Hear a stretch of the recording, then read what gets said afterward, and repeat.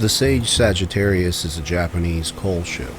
The ship had a history of abusing its crews and possibly running guns illegally. After 2 questionable deaths on the ship, it was called the murder ship, but a 3rd fatality would give it the name the death ship. The captain was allegedly punching a messman, a sailor, repeatedly. And when this sailor reported to the chief cook what had happened, the chief cook went to approach the captain and complain. Within an hour of this incident, the chief cook was thrown overboard or fell overboard. 2 weeks later, on September 14th, after questioning the captain regarding the man overboard incident, the Sagittarius chief engineer Hector Collado, 57 years old, fell to his death while the ship was docked at Port Newcastle. He was scheduled to return home in approximately 1 week. The majority of the crew involved in these incidents was sent home. The captain left the ship willingly. Less than a month later, on October 6, 2012, in an unrelated incident, Safety Superintendent Kazaku Manji, 37 years old, was found crushed to death by a conveyor belt. This is where the ship earned the label of the murder ship or the death ship. I wanted to learn if any other vessels had earned this title before, so I googled the term death ship. One of the recommended search results was an account of a 1950s French steamship that had encountered some sort of paranormal activity off the coast of Africa. The incident was recorded in the journal of a sailor named Roger Clemens in 1951.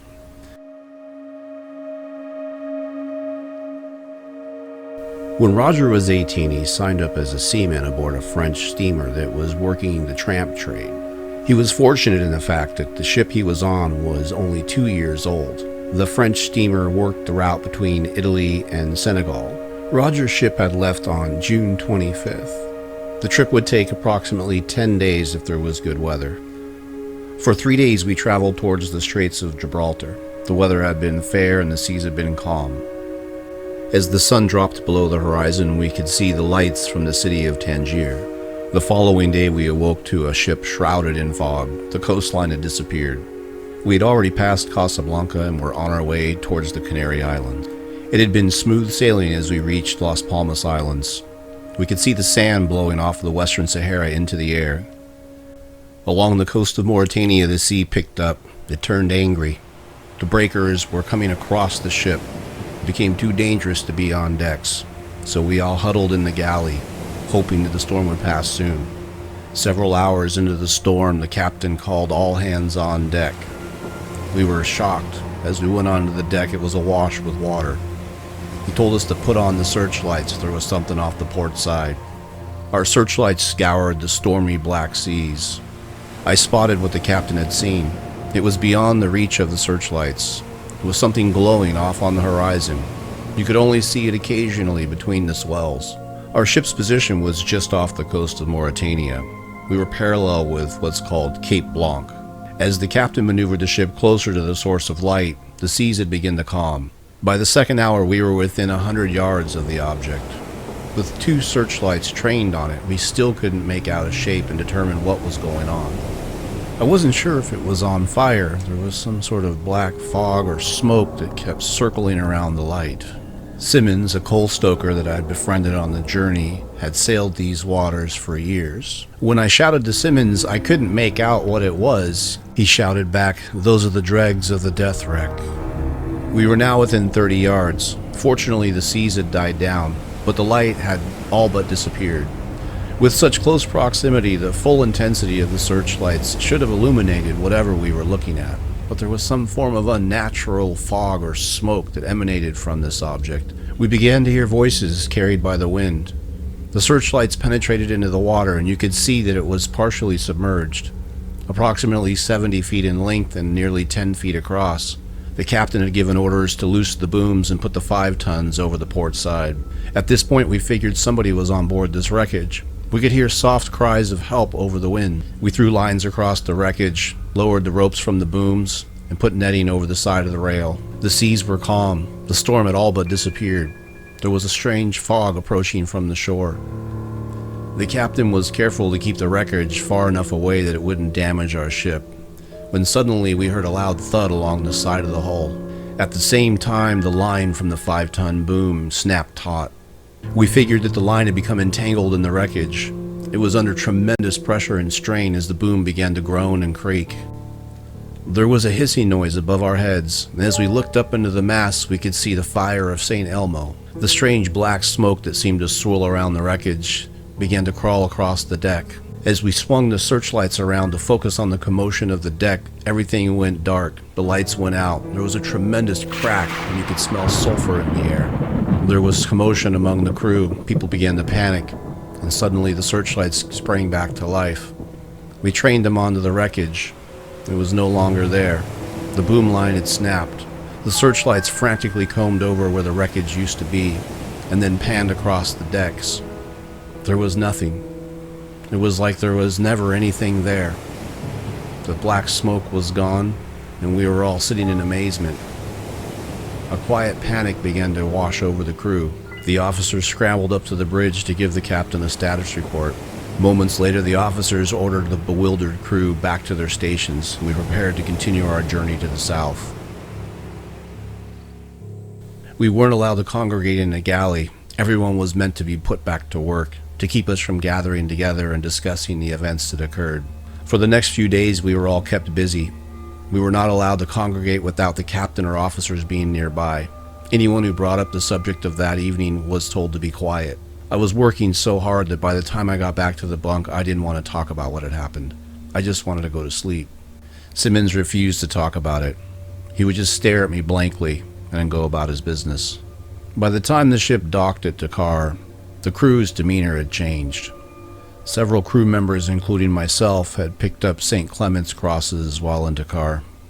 The rumor was the captain was worried that some of the men wouldn't return to the ship, so he contacted a broker that gave us a quick turnaround charter.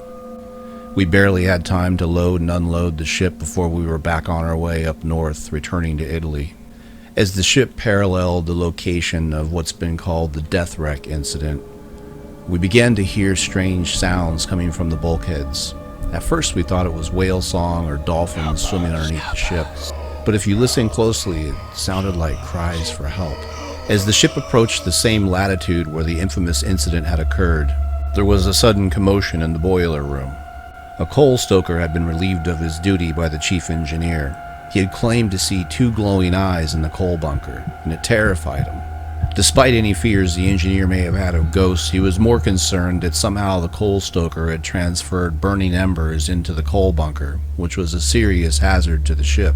The day before reaching our port of call in Italy, Simmons confided in me that the stoker by the name of Jean-Paul had seen the eyes floating above the coal in the coal bunker.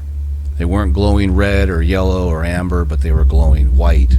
He reassured Simmons that they were not glowing or burning embers, that they were disembodied eyes floating in the coal bunker, and he would swear to that and never return to the ship again. I'm not sure what to make about the events that occurred on that steamer, and I still don't understand what Simmons meant by a death wreck. A few weeks later, I took a job with a U.S. merchant marine ship headed from Italy to the United States, and I never looked back.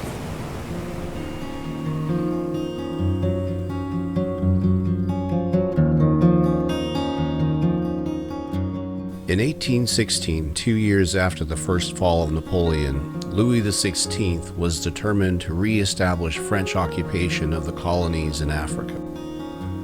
On June 17, 1816, a convoy would be sent to receive the colony of St. Louis in Senegal from the British forces. This convoy would be led by the Viscount Chamaraise on the Medusa. Along with this ship would be the storeship Leor, the brig Argus, and the corvette Echo. The Viscount Chamaraise was given the command of the convoy despite hardly sailing in 20 years. His inexperience and lapse in judgment would end up leaving the Medusa beached on the Bank of Arguin in the land of Mauritania. Despite the heroic efforts of the crew, they were unable to remove the ship from the beached situation. The ship would have to be abandoned, and this is when it became apparent that there was not adequate lifeboats for all of the passengers and crew. They spent a day or two building a makeshift raft, and on this raft will be placed over 150 people. The idea was that they could tow this raft using the frigate's launches to safety. But unfortunately for those on the raft, someone had given an order to drop the ropes, and the raft was left to its own devices, while the governor and the commander made it to safety. With no means of navigating the craft and having inadequate supplies, the situation on board the raft deteriorated rapidly. Violence would break out among the survivors. For over a week, they would fight amongst themselves. The water would run red with blood between the fighting with sabers and the fighting with fists. With supplies dwindling down to nothing, by the beginning of the second week, they were throwing off the dead and the sick and those that were too weak to resist into the ocean. After 13 days at sea, the raft was finally discovered with only 15 men still alive. They had resorted to cannibalism to stay alive during the last week. Some of the survivors in the other launches found themselves forced ashore by raging seas and dangerous currents. There's an in-depth account recorded by 2 of the survivors. It includes details of the horrific events that unfolded on what's been dubbed the Death Raft. I'll make sure to provide a link to the document in the description below in the pinned comment.